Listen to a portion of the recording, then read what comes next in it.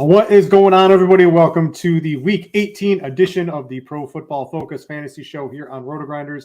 I am Brit Devine, joined by Ian Hartitz. For not our last week, we will be running it back, at least for the week one of the playoffs. I think just that first week. But Ian, happy to have you back for the final regular season week.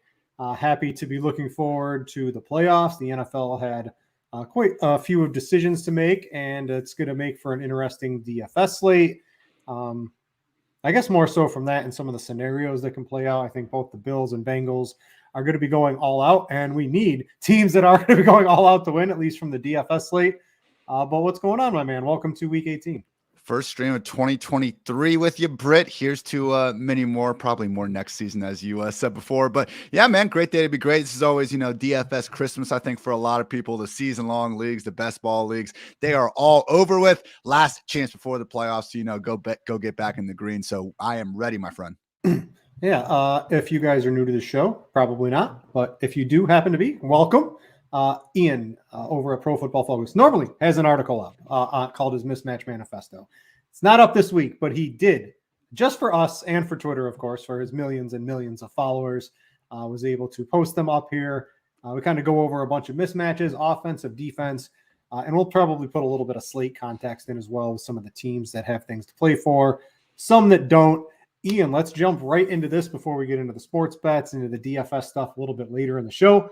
Always explosive play rate, something we like to start off with first. What are some teams in context that might be able to run the ball well, that might be able to pass the ball well this week? Yeah, as always, blue good, red is bad. We are just trying to get a one-way street for these metrics. We always talk about offense ranks X, defense ranks Y. I basically combine these stats to help get us, again, this one-way street. Just a good way to help break down the slate as a whole before we get into the nitty-gritty. But with that said, some of the props, man, really setting up well for Patrick Mahomes and this Chiefs team, who really did seem to get the better of a lot of, the playoff maneuvering the NFL had to do. Impossible situation. So, it is what it is. But certainly they are, encouraged to win this game and hopefully win it in style. Patrick Mahomes, I have it written down later in the sheet how many passing yards he is. 319. 319. Okay, that's his over-under, but he's actually 430 passing yards away from setting the new single season record. I don't know. Britt certainly seems to be in reach there against a Raiders team that, yes, we did see Stidham actually keep things competitive last week, but certainly still not overly impressed by that defense. Looking more at the main slate, though, we do have the Patriots and the Cowboys passing games popping off the most. And I do think there's opportunity with both of them. Jacoby Myers back-to-back weeks, 6+ catches and a touchdown. Also with the Cowboys, Dalton Schultz still underpriced. Both those teams, I do think we'll see their starters far more snaps than not, if not 100% while the game is still in reach. Running games, we do have the Ravens continuing to pop off, but as we see, man, J.K. Dobbins looks awesome out there, like at least way better than he did earlier in the season. But it's still unfortunately going to be him, Gus Edwards, and probably even a little bit of Justice Hill. So the Ravens-Bengals game is interesting to me. We do have the coin flip shenanigans and things like that going on as the other storylines. But at least in this one, you have a Ravens team that hasn't been able to really throw the ball all season long. And I'm not blaming that on Lamar or even Huntley. I think it's a lack of receivers other than Mark Andrews. And then those guys get hurt. What do you expect to still be standing there? But I do wonder, with this solid matchup against that Bengals front seven, maybe J.K. Dobbins could be a bit of a diamond in the rough there. Any teams that look to be possibly not having any explosive plays this week? You're looking, Arizona, are we going to mess around with them? James Conner just got ruled out. Just one guy in Arizona, our one true savior, Greg Dortch, man. It's insane how much they keep feeding this guy in. Hand up. They keep feeding him targets and he's making the most out of them. So just because, we didn't necessarily even know how good he was or even who he was, this time 4 or 5 months ago, Greg Dortch really has made the most out of all his opportunities. But yeah, without James Conner there, probably not going to be touching anyone else on that offense. Also have the Washington passing game, not exactly popping, but hey, we do have Sam Howell out there under center. And the two things that he really did make happen during his collegiate career was running the ball a lot. You could argue he was the second best rusher coming out, only behind Malik Willis, obviously, and everything he was able to do at Liberty. And he throws a very pretty deep ball. So guys like Jahan Dotson, Terry McLaurin, who we've seen struggle a little bit more with the Taylor Heineke experience, only takes one when you got that higher average target depth going deep downfield. Yeah, we got Jonathan Williams, RB1 season season as approaching week 18. This is going to be one that's annoying, and this happens, Britt. Like it's happened throughout the league before this year, but we've all been hoping for Antonio Gibson to get the featured role, and then he gets hurt, and it's like, well, no, we still got Williams, then we got Brian Robinson, McKissick's in there, so Robinson could never get the featured role, and all of a sudden, it was like the Browns last year. That's the example I was looking for. We couldn't get Chubb, we couldn't get Hunt with the featured role, but Ernest Johnson somehow managed to do it. Maybe, just maybe, Jonathan Williams, it's his time to shine. Yeah, just remember there are, we will go over quite a few of the scenarios in terms of teams that have to win, teams that aren't really playing for much. And I think there's even some teams that haven't said anything, like the Vikings. The Vikings should want to lose this game, in my opinion. Yeah. They should not want to win this game. We'll have to see how that goes. I know on a couple of the prop sites, I'm heavily invested in Minnesota unders, hoping that these guys play less than a half. That's just another one, but we'll get through all of that in just a little bit here. Let's go to pace. Some of these games, again, with so many starters sitting, not too much we can really read into. I want to focus on the games of the teams we know that have to play for, and maybe some of those offenses. What are we looking at this week in terms of a lot of snaps? Patriots Bills continues to look pretty good. So, I mean, we've seen the quarterback landscape there. If there was a week to really pay up and get Josh Allen or Jalen Hurts, it is probably this one. So I do think, again, Jacoby Myers is standing out as a relatively solid bring back option. If you do want to go ahead and go with that Josh Allen, maybe Stephon Diggs stack at the top. Otherwise, we do have the Giants and Eagles popping, but the Giants really standing out as the team we probably are most confident in resting their starters. So tough to feel too good about that side of the ball. The Chargers Broncos one is interesting because I know the Chargers are going to need to actually, see what happens at the 1 p.m. slate before they know exactly what to play for. But these instances, man, like I'm not sure if you've heard anything specifically out of Los Angeles about them specifically planning on resting these guys, but it does seem like a situation where maybe I'm not going to be the most confident in Keenan Allen getting 14, 15 targets. And I'm playing every single snap like it's their last. But this Chargers-Broncos game, I know all year we thought we were going to have these, constant shootouts in the AFC West, and hasn't exactly gone that way with the Broncos, and to a lesser extent, the Raiders not really holding up their end of the bargain with that. But with the Chargers, the defense is finally starting to get a little bit healthy. But even with that, we've seen them be more mediocre than we expected this year. Russ and company, freed from the, shackles of Nathaniel Hackett and all that. I don't know, man. That Chargers Broncos game, if there was going to be one of these where we are holding off on the Chargers a little bit because it wouldn't be the smartest thing in the world for them to unleash those guys. That said, man, we do have a lethal offense and a winnable enough matchup, and the Broncos, terrible offense on the season. We have seen them once or twice so hold up their end of the bargain in one of these shootouts. So that is one that intrigues me, especially given the opportunity, the potential for more plays than usual. The Broncos offense has only been really able to put up points against that Kansas City defense, which is, I think, pretty atrocious. So I like that Patrick Mahomes passing yards because I don't think they're really going to be able to stop Las Vegas. Stidham showed enough in week 1, and he's got, you look at the Devontae Adams, Darren Waller. From what I can tell, these guys are going to be a full go. We see Josh Jacobs, I think he's probably going to be out, and Zamir White is going to be a running back entering into our DFS landscape. But there's enough weapons for Stidham in that offense to put up. If Russell Wilson can put up points against Kansas City, I think so can Jaron Stidham, simply because he has Devontae Adams, who is just otherworldly in my opinion. That helps. All right, let's go to pressure rate, quarterbacks that might be under pressure, quarterbacks that might have all day to throw. Yeah, the two guys standing out as having the cleanest pockets. Unfortunately, we can't be overly thrilled with their potential volume. Tom Brady with the Buccaneers having nothing to play for, and then Sam Darnold and what's been the league's single most run-heavy offense since he took over under center in Carolina. And obviously, they don't have all that much to play for at this point in the season anyway. So the more concern would be what can Sam Howell make happen behind this, flimsy Washington offensive line. I will say, to give them a little bit of credit, I mean, Carson Wentz and Taylor Heineke, if you're looking for guys to consistently make these quick decisions, like they are not your quarterbacks for that. So again, the Sam Howell potential, even if we aren't completely convinced he's going to play 100% of the snaps, I mean, he does profile as the type of rookie quarterback who could be better at fantasy than he is in real life. So with the Cowboys still playing hard, I mean, it's a tough defense, tough to get overly excited about it, but I will just say the Washington pressure, I do think could be a little bit more due to some of those quarterbacks than the offensive line. Just some other groups. I mean, the Bears, the Colts, and the Giants really popping out as having some problems at the line of scrimmage, but we aren't overly interested in those passing games anyway.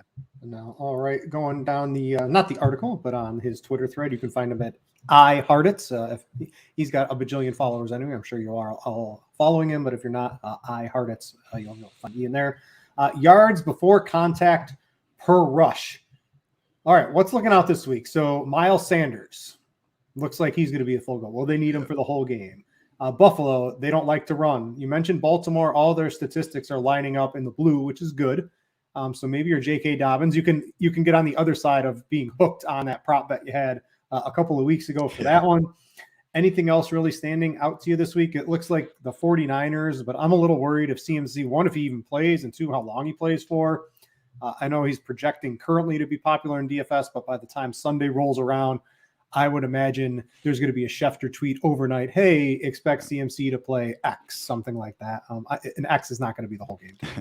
Had to remind me about missing that J.K. Dobbins prop by an entire half yard. The hooks are the worst. That. Oh my gosh, absolutely brutal. But yeah, I don't think there's any major takeaways here for like complete smash plays. But I think in tournaments it can give us at least a couple leans here. Speaking of Dobbins, speaking of Devin Singletary, James Cook, and even a returning Elijah Mitchell there. Like, I get it. We don't have these one back workhorse committees, but at this point in the season, especially with some of the starters that are getting rested or not on the main slate to begin with, we don't have very many running backs even left that have those 3-down workloads to begin with. So if we can get 12 to 15 touches, which I do think Dobbins, Singletary, to a slightly lesser extent, James Cook and Elijah Mitchell should be in line for, I can get behind it a little bit more. So with Miles Sanders, this would be a situation where we think he can go off. Boston Scott, the giant slayer himself, not going to completely go that deep into the weeds, but I do think Jalen Hurts and Miles Sanders and this Eagles running game in general should be set up well against the Giants defense that not only doesn't have much to play for at this point with their playoff spot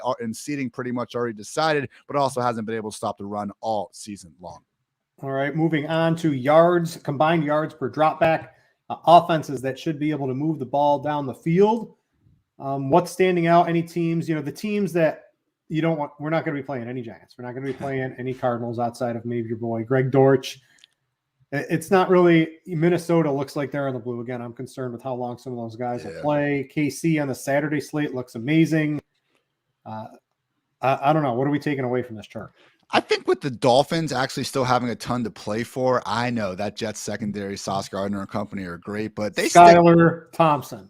I know, guy's got a cannon, man. You watch him play. I was not saying the good part of Skylar Thompson. I'm one of few Skylar truthers out there, but hey, don't worry about Skylar Thompson. Just look at Tyreek freaking Hill and to a lesser extent, Jalen Waddle. As we know with these guys, cornerback slips on one play, all of a sudden they can be going 70 yards the other way. So I just wouldn't completely give up on these Dolphins wide receivers because the passing game from Tua to Teddy to Skylar, yes, there have been drop-offs, but it's still been a pretty explosive group regardless of who is under center. And again, not having to worry about weather in Miami, not having to worry about how long these guys are going to be out here. I do think Tyreek and Waddle are damn good enough in their own right to just give the matchup and the quarterback a little bit of a pass in tournaments. Also with the Saints, man, Andy Dalton, one of those things this year where he's actually had a pretty damn good year. You could argue this is Dalton's best season since the 2015, 2016 Bengals years when he was really surrounded by all those playmakers, AJ Green, younger Mohamed Sanu's, and Marvin Jones is out there really making that offense go around. So with the Saints, Chris Olave is back, but as we saw last week, man, Rashid Shaheed just continues to make the most out of all his opportunities. So if you are looking for a few cheaper receivers out there, Greg Dortch and Rashid Shaheed really standing out as guys with the combination of opportunity, and at least in Shaheed's case, also having the quality matchup. Final point would be with San Francisco. I know what you're saying with McCaffrey, and especially with Elijah Mitchell coming back, they don't need to give the ball to McCaffrey 30 times this game, but we are expecting to have Deebo Samuel back and Brandon Ayuk, George Kittle coming off, big games in Kittle's case, 3 or 4 straight big games. So Brock Purdy, if I wasn't going to pay up all the way for Allen or Hurts, I think Purdy, as I was going down my cash QBs, man, he's the guy I feel next best about. I mean, the Cardinals defense we know isn't going to be a problem. And even if Purdy doesn't maybe have that 30, 40 point fantasy, slate break and ceiling, this dude's thrown multiple touchdowns in every single one of his extended appearances this year. And I do think at least in tournaments, you got a lot of different options there with a Deebo, with a Kittle, and with Ayuk. Are you concerned at all with San Francisco? Because they're going to be scoreboard watching the Philadelphia Giants game. And I think we're all kidding ourselves if we expect the Giants second stringers to keep up with the Eagles on a full go. So if the Eagles game is up, 21 points, if they're winning by 21 at halftime or midway through the third quarter, I just think teams like the 49ers, things like the Cowboys, they just take their foot off the gas and maybe rest their guys in the fourth quarter. middle of the third quarter. I'm just concerned about a couple. It's a risk. I mean, again, I think it's more of a tournament play than anything here. But with a couple of these teams, again, the 49ers and the Chargers, when it is more scoreboard watching and we're talking about, 4th seed versus 6th seed and stuff like that, pretty big difference, I think, than a team that, again, like the Giants, knows the entire week that they have absolutely nothing to play for. So, again, more times than not in recent years, I mean, I don't have the exact numbers here, but it has been kind of rare for these teams to completely just pull the guys out mid-game as soon as they're scoreboard watching. I think the coaches just want to win more times than not. You gotta have that extra win to secure your future 2 years down the road. You gotta be able to. I know, man. It's just weird in the locker room. Like Ron Rivera was getting all sorts of shit, for not knowing the elimination and all that. But at the end of the day, like, he's out there they want to win. They want to focus on, all 52 men in this locker room. Nothing else matters type of mindset. So, hey, I know what you're saying long term, and I think that's why you would hope. I know we were talking with last week the whole Jaguars issue. I'm like, oh, look at Doug Peterson a couple years ago resting the Eagles guys in Week 17. But there were talks that was actually a Howie Roseman move from the front office. I think that's where it needs to come from. Because, again, the head coach and the players, you're just trying to win. Front office wants to look down the future and make the smarter move. I do think it needs to come from them. But final thing here, we do have the EPA per play. And, yeah, nothing really sticking off. A lot of these are going to be skewed because of the different changes under center. So no major takeaways other than just, again, the Chiefs really popping as the best overall offense, best overall plays of the week. So as we get these props, Britt might have a couple of overs for that passing game.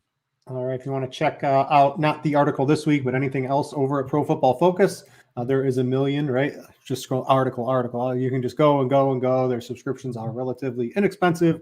A great way to get more DFS, more sports betting, more football knowledge with a PFF subscription. You can get that out over at Pro Football Focus.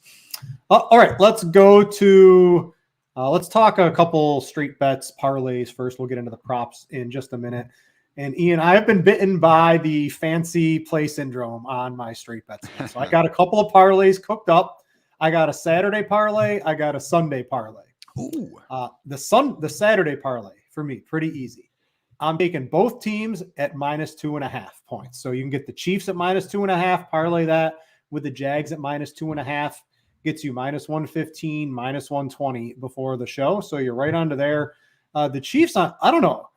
Their defense is absolutely putrid, in my opinion. They allow way too many teams to hang around. I am very scared of laying a giant line with them, but I am also not scared of them losing this game. And I think the safest way to do that is to get them under a field goal, -2.5, and pairing that with the Jags. I think they're up to 6.5 now. You knock it down to 2.5. We saw a couple of weeks ago, I know Derrick Henry was going in for a touchdown and had a fumble, and there was a lot of other shenanigans in that game too with turnovers.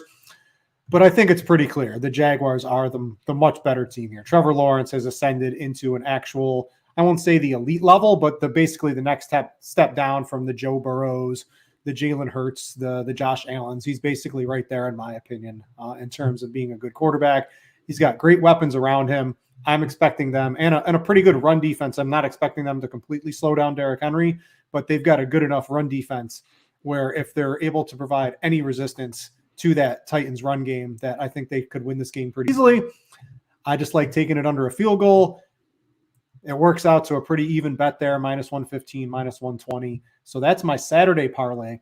My Sunday parlay, all right, we're getting in the weeds here. We're going with a three-teamer. They're alt spreads, alt totals. We've got the Ravens team total. So before the show, the only sportsbook I could get this on was Caesars. So we're going with the Ravens under 20.5 points. Without Lamar Jackson, a quarterback this year, they haven't scored over 20 points in any game. And against this Bengals defense, which I think is starting to come around a little bit more towards the end of the season, I'm looking for the Bengals to win that game relatively easily. However, I'm taking it from the Ravens offense not being able to do anything outside of the aforementioned J.K. Dobbins run game. More runs, less time, less points. Taking the Ravens under 20.5. I'm pairing that with the Eagles -6.5. All right. I like the Eagles to win. The 14 is definitely too big for me to lay on this, but I needed something to bring the odds down. Again, getting them under the key numbers, under the touchdown, I think is good for me. I'm going to take the Eagles -6.5. Also pairing that with the 49ers -2.5. I don't even know if the 49ers, I think they're 14-point favorites too right now. If they really deserve that much with how I'm expecting them to maybe scoreboard watch and play some reserves in the second half. But I feel very, very, very comfortable taking them at -2.5 with the Cardinals playing not the A team, the B team, the C team, or the D team. They're playing the F team outside of Greg Dortch, who is an A. So you put all three of those together on Caesars before the show. Ravens under 20.5, Eagles -6.5, 49ers -2.5. You get that to -114, right around an even money bet. That's where I like to put the parlays. Those are the two I'm looking at, a Saturday and Sunday parlay. Like the favorites this week. I usually do. I like the favorites. I like overs generally. And that's basically where I've come at from the parlay perspective this weekend. No parlays for me, but yeah, I gotta give plenty of shout outs to Greg Dortch. Britt, there were two players before the season started that I was really hyping up as late round gems: Jamal Williams and Rondale Moore. And just seeing again what Rondale was able to do himself when he was healthy, and then Greg Dortch every single time the dude is out absolutely eating. I'm not tilted at all. The process was right, he yelled. But anyway, my three picks here. We've been over 500 on the season. Let's keep it that way. I am going Eagles and Giants under 43.5. I was just surprised to even see this number as high as it was, with the Giants team seemingly more convinced that they're resting their starters than any other team out there. And let's face it, going up against a good Eagles defense that has plenty to play for, trying to clinch this. On the other side of the ball, I mean, it is a Giants defense that, yes, we could see some backups in there, but they have been very well coached. And I think the backbone of this team, more weeks than not throughout the year, playing against an Eagles offense where we have no idea if Jalen Hurts is going to be limited throwing the football, if they're going to be as willing to use him with those, patented QB sneaks and willing to risk some of those extra hits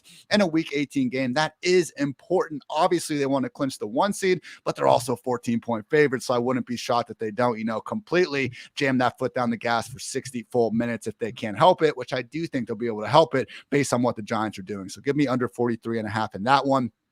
And then similar thought process to what you have in your Saturday parlay. I got the Chiefs -9.5, the Jaguars -6.5. If you do want to parlay those, I do think it's a very reasonable call on your part with the teaser getting some of those points. But ultimately, the Jarrett Stidham game, like we do, how many bad quarterbacks do we need to see play like a good half of football before we stop freaking out all over the place on Twitter? I mean, Jarrett Stidham has Devontae Adams just completely bust the coverage, not knowing within 20, 30 yards of him. Stidham holds the ball so long, he ends up taking a big hit on the play, and people are acting like Derek Carr never should have played a snap for the Raiders. So just one of those things where, like, yes, it was an impressive performance, and I know the 49ers are good, and Jarrett Stidham, to his credit, he has like 100 career dropbacks. Maybe he does end up being pretty good, but going up against the Chiefs offense, that sure looks like they're going to be able to breeze past 30 points in this one. I am not convinced that Stidham can't keep up in this one. Give me the Chiefs -9.5 with everything to play for, just like the Jaguars going up against Joshua Dobbs, who truly, you look at that performance against the Cowboys last week. I mean, the amount of either straight up drops or just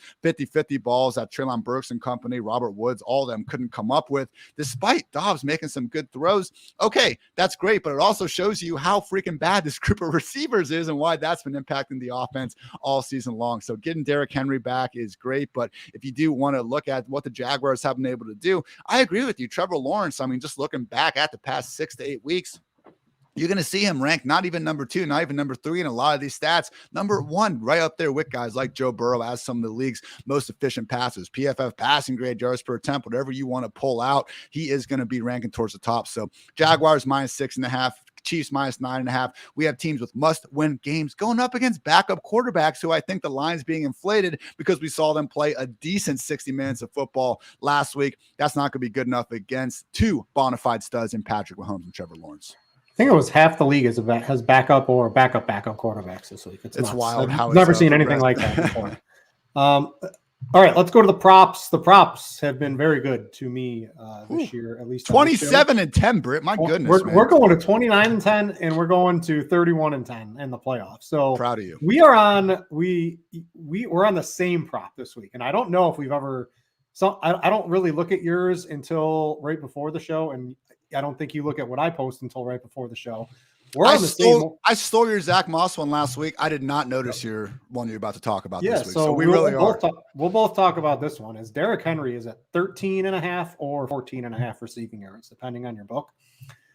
This is one reception for him. He's averaging 11.8 or 6 or something like that on the season.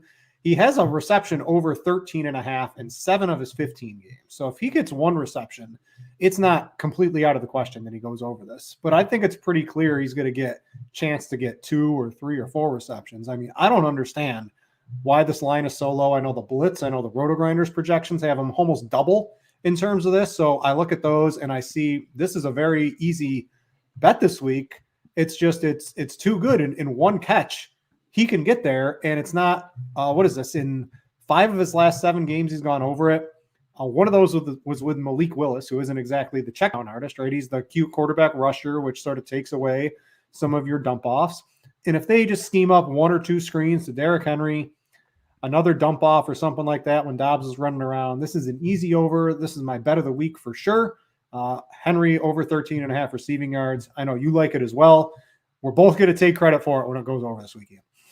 Yeah, I mean, just look at the entire season. He's averaging 25 receiving yards per game. And this is a situation where we have, as you mentioned, going from Malik Willis to a Joshua Dobbs. You would expect there to be a heightened presence in the check down game. And the big difference that's just been the case for the last 3-4 weeks is Dontrell Hilliard, their normal pass down back, has been on IR. So that's why it was Hassan Haskins and Julius Chestnut, last week out there battling for it. Normally, it'd be Dontrell Hilliard, the guy that scored 2 touchdowns in week 1 and has been their primary receiving back, but kind of lost in yet another great Derrick Henry season when he's managed to stay healthy is the fact that he has shattered his previous career highs in receiving usage. 32 catches this year. Before this year, he never had more than 20.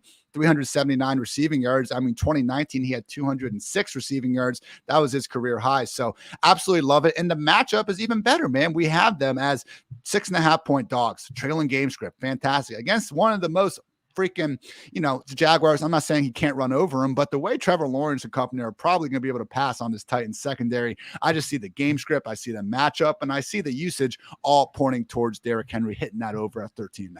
Yeah, Henry's not really coming off the field this game. I think during the regular season, right, you can sub in some of these third down backs. I see Derrick Henry playing the majority. I mean, he always plays the majority, but basically almost every snap this week, in my opinion. The other one I got, so this one's a little bit of a hold your nose, but I was on Travis Kelce against Seattle.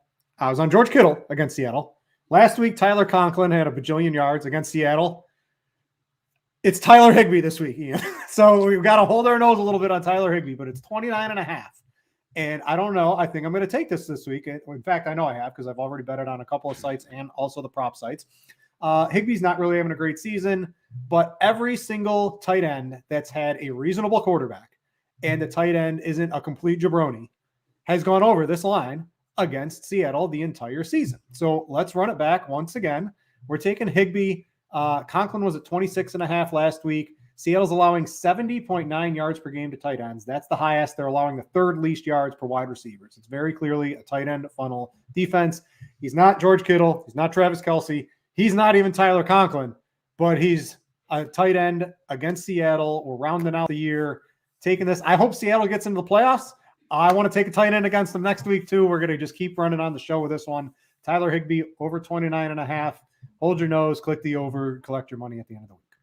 The only thing that's really held back Higbee this year is when they've used him more so as a blocker, and that hasn't been the case in about 2 months now. So I am with you on that. Remember, guys, when we're going through the mismatch manifesto, every freaking thing was pointing up for the Chiefs. So I'm going to follow that trend and ride with Sir Patrick Mahomes over 320 passing yards. Again, it's going to need to be in the 4s in order to have a chance at breaking that Marino record. So let's go ahead and try to get that. Also, over 2.5 passing touchdowns is plus 100 over at Draftkings. So as I was surprised to see that. Looking at some of his recent performances against the Raiders, we have 340 passing yards, 2 touchdowns, 348 and 2, 406 and 5, 258 and 2, most recently 292 and 4. So I get it, not a clean sweep, but again, when the matchup is right, when we got the Chiefs with more to play for and just about anyone out there wanting to clinch this 1 seed and then go get the week off, I am just going to be betting on Mahomes and a passing game that is getting healthy at the right time, with Mecole Hardman also expected to be back here. So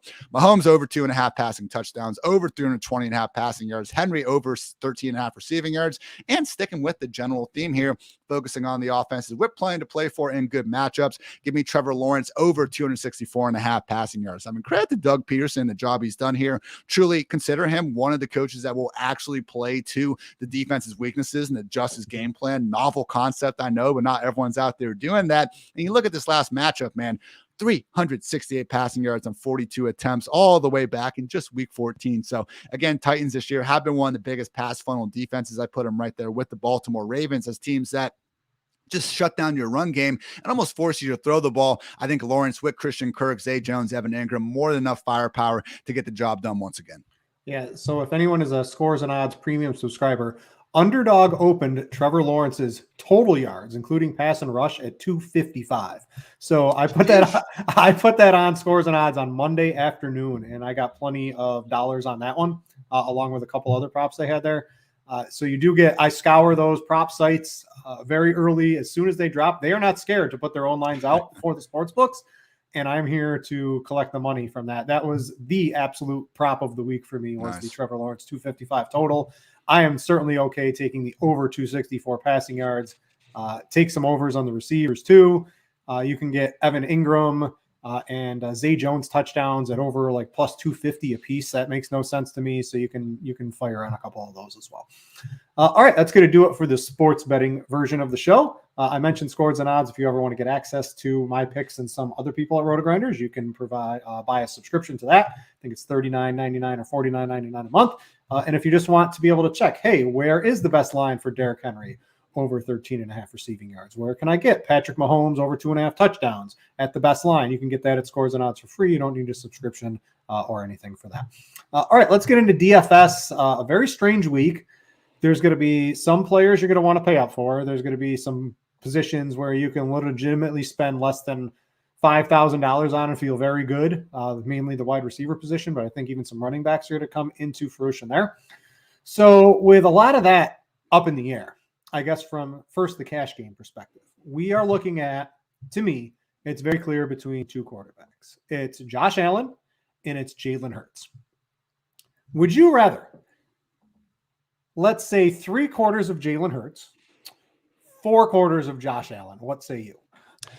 Probably the Josh Allen one, man. Again, it could be enough of a thing with Jalen Hurts where they know this is an important game. They want to get the 1 seed, but are they going to really be forcing, the issue at the 1 yard line doing these QB sneaks? Or are they going to say, okay, Miles Sanders, you can have it? Because if we're not getting the guy on the field that, again, is basically potential to lead the NFL in rushing touchdowns in the year, that's all of a sudden going to be changing what we're looking for with Jalen Hurts. And with Josh Allen, this Patriots defense, man, I don't know how many times he needs to ball out against Bill Belichick before we kind of like quit saying like, oh, well, it's Bill Belichick. He deserves the benefit of the doubt here. I mean, last time, I get it. It wasn't exactly the biggest lights out performance, but not the most ideal weather game in Foxborough. But I mean, look at the freaking wild card round last year, 308 yards, 5 touchdowns. This game before that, 314 yards, 3 touchdowns with another 64 on the ground. Despite how great Jalen Hurts was this season, I don't think he still has the quite as high of a ceiling as Josh Allen does when everything's clicking. And again, with just even a little bit of concern about Hurts' overall playing time, or at least the fantasy-friendly volume they're giving him, I will take Josh Allen if at all possible. And Britt, to your point, I do think there's more than enough room to save money at running back, wide receiver, even tight end this week to warrant paying up for Josh Allen. If not, if you just are obsessed with getting a McCaffrey, or you want to do you and pay up a wide receiver, Brock Purdy is about as low as I'm willing to go.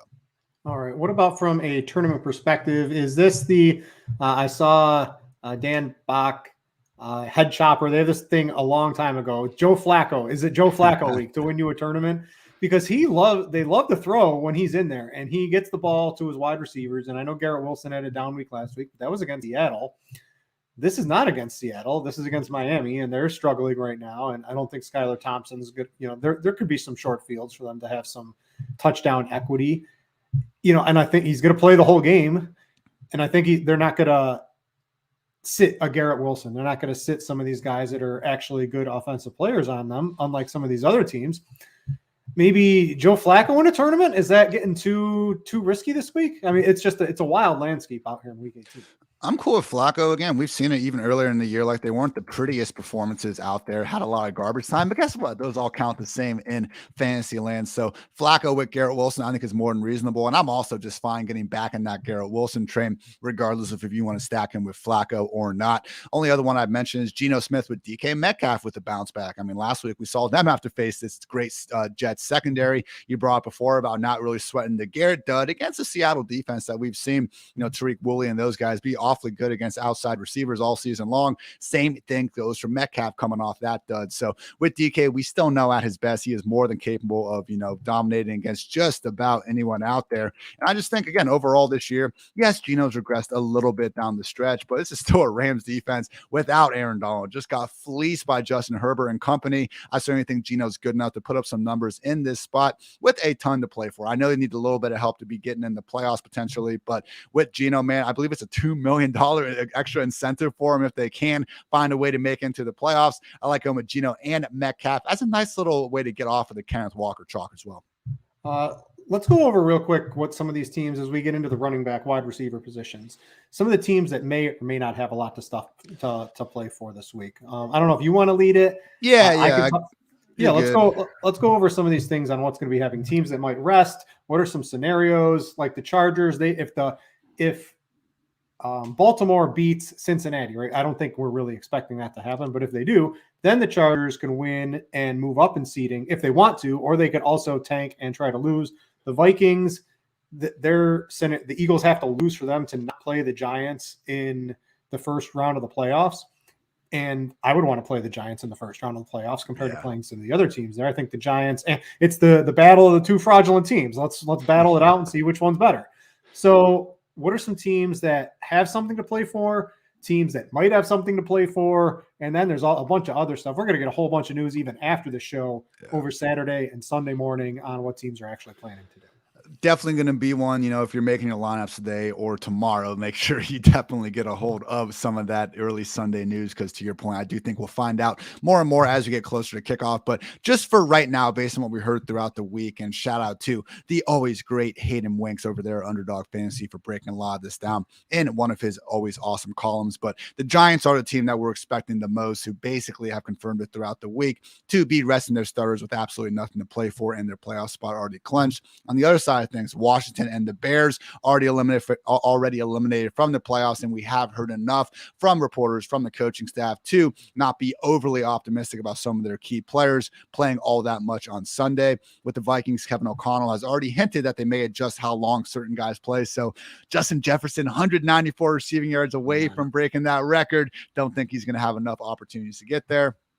With the Buccaneers, also nothing to play for, and we've already gotten some of those suggestions for limited playing time, so I do think they could treat it more so like a preseason week 3 type of game. Brady goes out there for a half, probably won't see him for the final 30 minutes. With the Browns, Stefanski did say that they're not planning on shutting anyone down, but added the caveat they might get some extra playing time for their youngsters. So one of those situations where Amari Cooper, maybe even a David Njoku would slightly pump the brakes, expecting them to have their usual every down rolls. Nick Chubb, especially, playing through that foot injury he's had over the past few weeks. Wouldn't be shocked at all if we see, Dearness Johnson, maybe even Jerome Ford get a bit more run than they have in recent weeks. With the Chiefs, again, everything to really play for, trying to get that one season, 430 passing yards away from that new single season passing yardage record, Brit. 320 over under. If they had pumped up to 420, man, wouldn't have been the craziest thing I'd ever seen. And then finally with the Chargers, they will know their fate before the kickoff. When it comes down to they can be a 3 seed versus a 4 seed, they want to play this team or not, I think we tend to overthink that more so than these teams. I really tend to think these teams more than not want to go out there and get the win, unless it's just absolutely cannot move no matter what. And again, to hype your team up the entire week, we're going to play this game to win, okay, and then for another result at 1 p.m. to kind of change that. Out of all these teams, man, these great offenses that we know don't have a ton to play for, I would say if I wanted to throw a chip at any of them and hope that they are actually going to be out there for 60 minutes and surprise us, the Los Angeles Chargers are who I am checking with that. So good news, Britt. Unlike a couple of weeks ago, very few weather concerns. Only the Cardinals 49ers game, as well as the Rams Seahawks games, have gotten the yellow designation from our friend Kevin Roth. Yeah, those are both for rain too. So not a ton of wind, just some rain, maybe even a little bit of rain. We'll see how that plays out.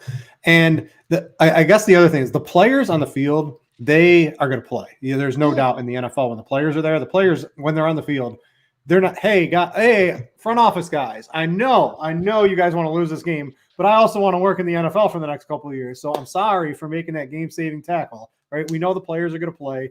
What about the tomfoolery and shenanigans that might happen in this Colts game with the Texans might be on another level in terms of play calling, because both of these teams want to lose horrifically. The Texans specifically, if they somehow win and the Bears lose, the Bears get the number 1 pick and they have Justin Fields. That's a very interesting situation. But the Texans should be doing everything in their power to lose. Play calling, organizationally, it's got to be in there. So it's going to be an interesting week, both from the teams that have a lot to play for and then the tomfoolery we can expect in some of the teams that want to lose. I mean, the Texans have been trying to lose for like 3 years. Look at every single offseason signing they've made. They, with a straight face, brought Lovie Smith in to lead this team this year after he did a whole lot of nothing at Illinois for the better part of the last decade. Again, when you ask Texans fans, like, what have been the good things to happen with this team over the last 3 years? It's like Damian Pierce was fun. Brandon Cooks has been okay. And otherwise, it's them parting ways with people or decision makers that they probably shouldn't have ever brought in the first place. So, man, Houston Texans, just, take a bow. You guys have been probably the worst run organization that I can think of, at least for the near past. Let's see if they can close it out and get that number 1 pick. All right, let's go to running backs. We've got some news maybe right before the show. So we got Brian Robinson out for Washington. We've already had Antonio Gibson out. So we've got Jonathan Williams coming in. If you ask me, I don't know if Josh Jacobs has been ruled out yet, but I don't really see him suiting up based on the tea leaves. We're going to have Zamir White possibly in an RB1 role. We've got Christian McCaffrey, who's expensive. I am a little concerned on his workload. Can he get there in a half? Sure. Is he worth the maximum salary in a half of fantasy? Probably not. So I'm looking more at a couple of the teams, at least a couple players from teams that have to win. We've got Kenneth Walker. I think he's going to be pretty good against the Rams. We know Seattle's going to be going all out to win here. I know Geno Smith is going to be incentivized, but Kenneth Walker, he wants to continue playing football this year, and it's a very good matchup against the Rams. So I like his price. We've got, don't look now, but Najee Harris, the Steelers have, they're heavily incentivized to win if they want to make the playoffs, and Harris has quietly been out-touching his counterpart, I think over 2-1 over the past couple of weeks in Jalen Warren. He's involved in the pass game now. They're really leaning on him as they close out the season, playing good defense, playing keep away. I think Harris is pretty interesting.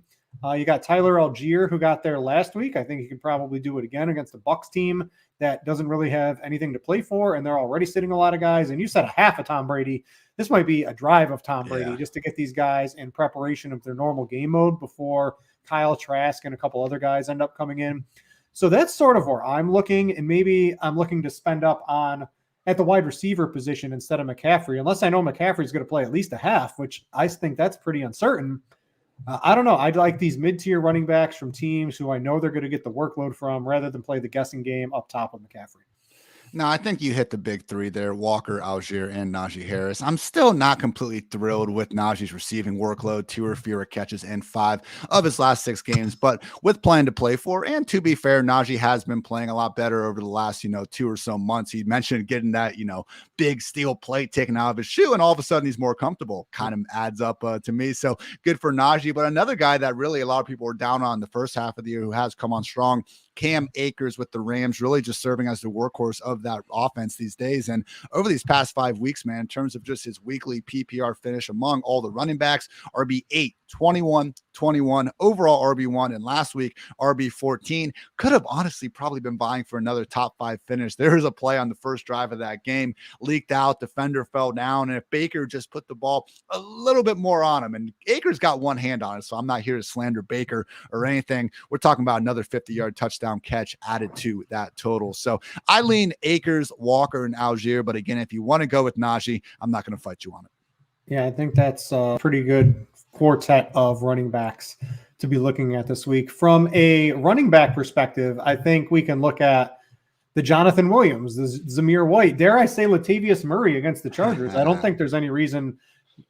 I've got no recollection of anything from Denver saying they're not going to play these guys. And I know Murray's probably going to want to close out the season. And who better to close out the season against than the Los Angeles Chargers as a running back? So these are a couple of tournament plays. Keep your eye out for anything in terms of workload. It's a little hard even on a Friday for us to really narrow that down, but those are a couple of guys I'm eyeing right now.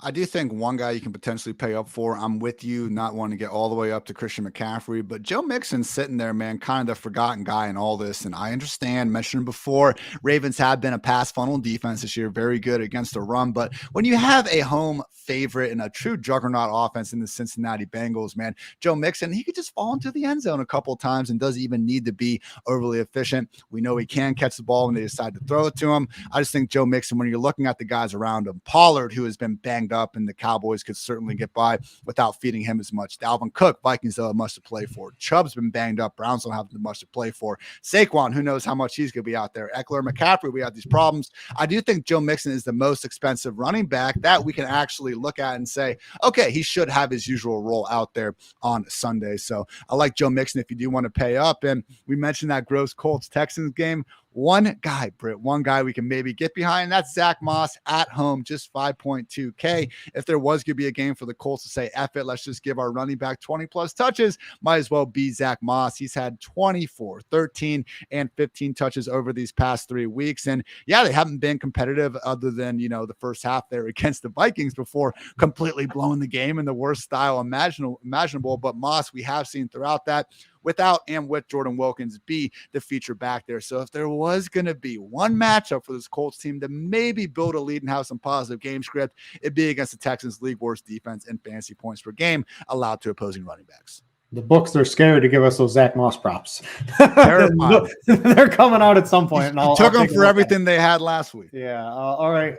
Real quick, let's try to go through what wide receiver and tight end. What are a couple wide receivers we're looking at from both the cash and tournament perspective this week? All the value in the 5K range, man. We got Drake London, who's really done a great job booming since Kyle Pitts has been out. He is the featured number one in this passing game. And no, there's not a lot of volume to go around, but what little volume they do have has been consistently going to Drake London. Also have Garrett Wilson, 5.8K. Burned this last week, but like you, I still believe in going from at least an injured version of Mike White. I mean, we heard that apparently he re-aggravated that rib injury awfully early in that game, had to go see like 10 doctors to try to get cleared in the first place. By all accounts, probably shouldn't have been out there. Wouldn't be surprised at all if Joe Flacco is an upgrade from that guy we saw last week. So Garrett Wilson, 5.8K. And if you still need to save some money, I do think Jacoby Myers all the way down there at 5.1K. Makes some sense. Back-to-back games with 6+ catches and a touchdown. I saw my guy Matt Harmon, talking on Twitter this week about Jacoby being one of those guys who could maybe get a Christian Kirk-esque contract. A lot of people freaking out, but a lot of people not maybe giving Jacoby enough credit for being the route running technician he has been really throughout his entire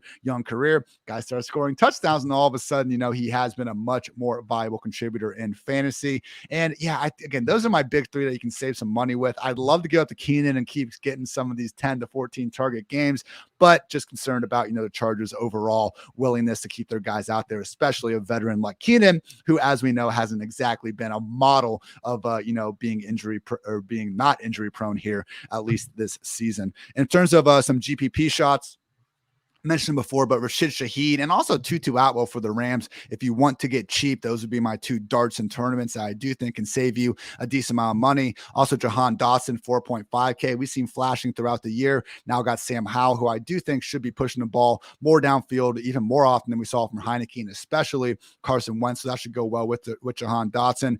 Greg Dortch, keep talking about him, 3.8K, 9+ targets in all but one of his 6 full-time games as a starter this year. Haven't been able to rely on much in Arizona, but for some reason, Greg Dortch has been good for us.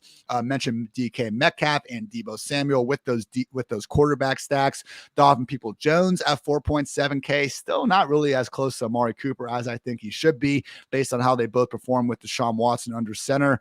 And yeah, I think that's it, man. Again, so much value in this 4, 5, even the high 3K range with Greg Dortch out wide receiver. I would say, getting up into the 6, 7, even beyond K range, if you just want to purely differentiate your lineups, might be a good way to go, because as we're looking at it, man, again, all these running backs and wide receivers, really more of a middle approach this week than usual.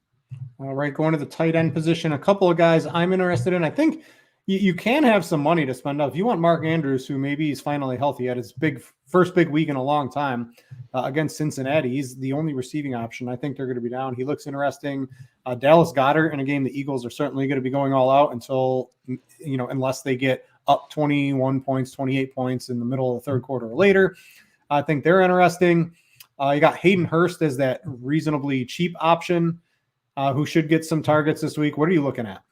Hurst is definitely for cash. I think where I'm going to want to go to save a little bit of money, and just 3.1K. I mean, he also, if you want to look at those incentives, has, a good reason for Burrow to maybe start force feeding him the ball a little more than usual if they can get this game in hand sooner rather than later. So Hurst is my cash game built right now. After that, I do think attacking that, again, that upper 3K, lower 4K range has a lot of quality options. I mean, Pat Freiermuth, David Njoku, and Dalton Schultz, like just the fact that these guys are priced below Cole Kmet is a slap enough in the face to just realize they are awfully mispriced there. So out of the trio, I would probably lean towards Dalton Schultz the most. I mean, I understand the Cowboys aren't going to be keeping their foot on the gas for the entirety of this one. Still seems like a game that they're going to be out there trying to win. We've seen the Cowboys more years than not when faced with a game like this, go ahead and put their starters out, try to enter the playoffs with some momentum. And as we know with Dalton Schultz in a Dak Prescott-led Cowboys offense, number one ranked scoring offense in the league since Dak came back, always has that multi-touchdown upside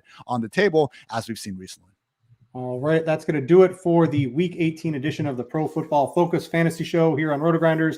Thanks to all of you for tuning in all season long. It is greatly appreciated. We will be back next week for the first round of the playoffs as our season finale, when all the teams are trying to win instead of all the shenanigans we're going to see this week. Ian, it's been fun. See everybody next week. For Ian, I'm Britt. Thanks for watching, and we out ya.